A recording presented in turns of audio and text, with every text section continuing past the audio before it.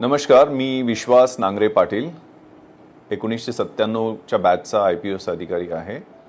सध्या anti corruption bureau Maharashtra येथे ADG या पदावर कार्यरत आहे. हा व्हिडिओ मी नागरिकांना आवाहन करण्यासाठी बनवत आहे, कारण सध्या सायबर क्राईम हे खूप मोठं आव्हान नागरिकांच्या समोर पण आहे आणि लॉ एन्फोर्समेंट एजन्सीच्या समोर पण आहे.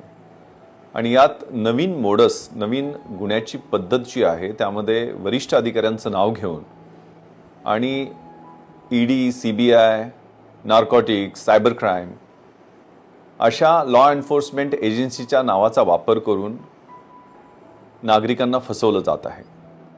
यात विशेषतः ज्यांचं रेप्युटेशन अतिशय चांगलं आहे असे प्रोफेशनल्स, सिनियर सिटीजन्स, त्यात विशेष करून महिला या गुन्हेगारांचं टार्गेट आहेत. त्यामुळं या गुन्ह्यांच्याबद्दल लोकांमध्ये अवेअरनेस आणि एज्युकेशन, जनजागृती होणं हे महत्त्वाचं आहे. आणि यासाठी हा अट्टहास, कारण माझ्या नावाचा वापर करून सुद्धा 2 ठिकाणी अशा पद्धतीची फसवणूक झाल्याचे निदर्शनास आलेले आहे. हे पहा, या गुन्ह्याची मोडस ऑपरेंडी अतिशय बेरक्या स्वरूपाची आहे. हे गुन्हेगार तुम्हाला व्हॉट्सअप मेसेज करतात. त्या मेसेजमध्ये ज्या नंबरवरून मेसेज आलेला असतो त्याचा एक टिपिकल लोगो असतो. ED, CBI, cyber crime, Mumbai police, Maharashtra police, narcotics bureau असा लोगो असतो. किंवा try, telephone regulatory authority of India सारखा ट्रायचा लोगो सुद्धा असतो की तुमचा मोबाईल फोन हा आम्ही बंद करत आहोत, कारण तुमच्या मोबाईल फोनवरून इलिगल ॲक्टिव्हिटी सुरू आहे. साहजिकच तुम्हाला त्याचा ताण येतो. दुसरा मेसेज येतो, त्यात दुसरा मोबाईल नंबर मेन्शन केलेला असतो की हा तुमचा मोबाईल नंबर आहे, त्याच्यावरनं इलिगल मनी लॉन्ड्रिंग झालेलं आहे. आता स्वाभाविकच तुम्ही त्या फोनवर कॉन्टॅक्ट करता आणि हा माझा नंबर नाही आहे, ते लगेच तुम्हाला त्यांच्या झास्यामध्ये घेतात आणि दुसऱ्या एजन्सीला, सायबर क्राईमला कॉन्टॅक्ट करा, 1 तासात रिपोर्ट करा. रिपोर्ट करायचं नसलं तर आमच्यावर व्हिडिओ कॉलवर या. आणि व्हिडिओ कॉल हा यातला सगळ्यात महत्त्वाचा हिप्नॉटिझमचा प्रकार आहे. एकदा तुम्ही त्यांच्या व्हिडिओ कॉलवर आलात की तुम्ही डिजिटल डिटेन्शनमध्ये गेला म्हणून समजा. ते हिप्नोटाईज केल्यासारखे तुम्हाला सांगतात की तुमचे हे आधार कार्ड आहे, नंबर आहे, तुमचे KYCचे हे डिटेल्स आहेत, तुमच्या नावावरती 4-5 बँकेचे अकाउंट वेगवेगळ्या ठिकाणी खोललेले आहेत, त्याच्यावरनं मनी लॉन्ड्रिंग झालेलं आहे, मोठमोठ्या अंडरवर्ल्डच्या ट्रान्झॅक्शन्समध्ये तुमचा हात आहे. किंवा फेडेक्सचं तुमचं पार्सल पाठवलेलं आहे, त्या फेडेक्सच्या पार्सलच्या माध्यमातून कॉन्ट्राबँड किंवा ड्रगचा खूप मोठा व्यवहार झालेला आहे. तुम्ही एखाद्या सेक्स्टॉर्शन रॅकेटमध्ये आहात, तुमच्या नावावरनं चाइल्ड पोर्नोग्राफी या फोन नंबरवरनं 20 लोकांना गेलेली आहे, त्यांनी तुमच्या विरुद्ध कंप्लेंट दाखल केलेली आहे. तुमच्या नावाचे अरेस्ट वॉरंट निघालेले आहेत, तुमच्या नावाने FIR दाखल झालेले आहेत आणि सगळे डिजिटल कागद तुम्हाला पाठवले जातात. त्यात तुमचं नाव मेन्शन केलेलं असतं, डिटेल्स दिलेले असतात.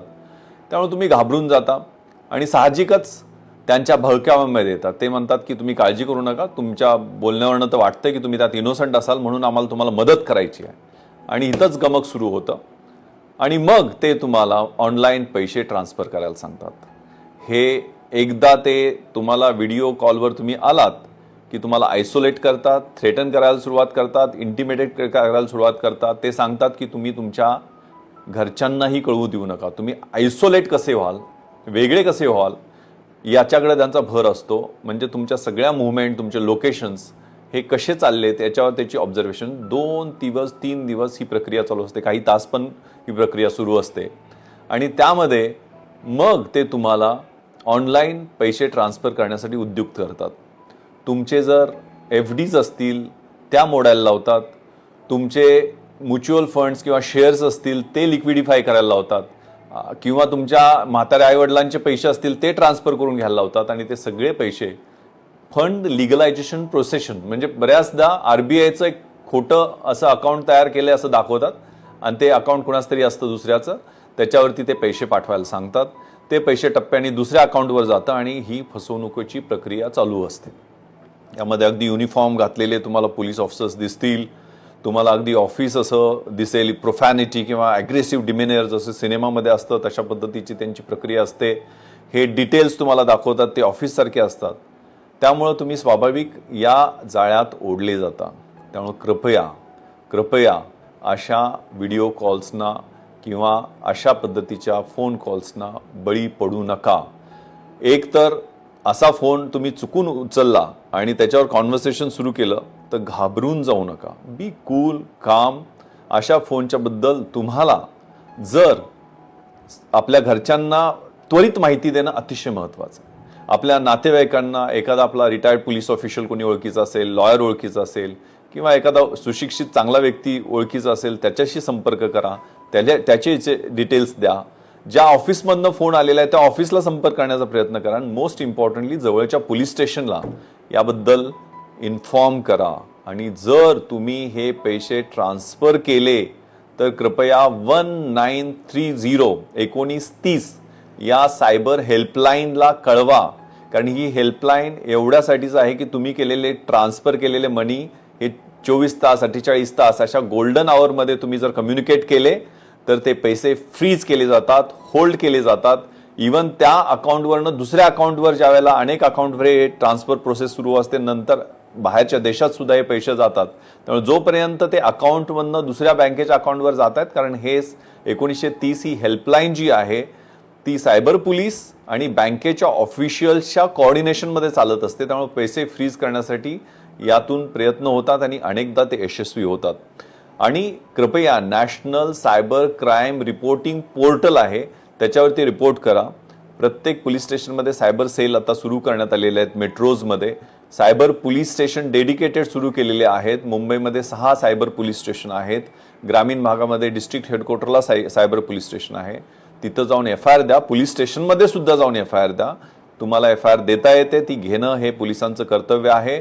कृपया अशा फसवणुकीला बळी पडू नका.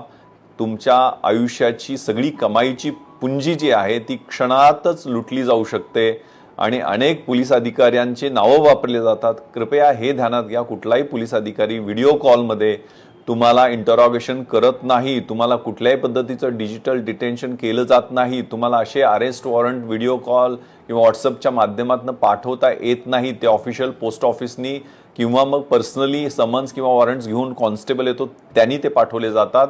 त्यामुळे कुठलेही पोलीस अधिकारी व्हिडिओ कॉल करत नाहीत. कृपया अशा पद्धतीच्या फसवणुकीच्या पद्धतीला बळी पडू नका. धन्यवाद. जय हिंद.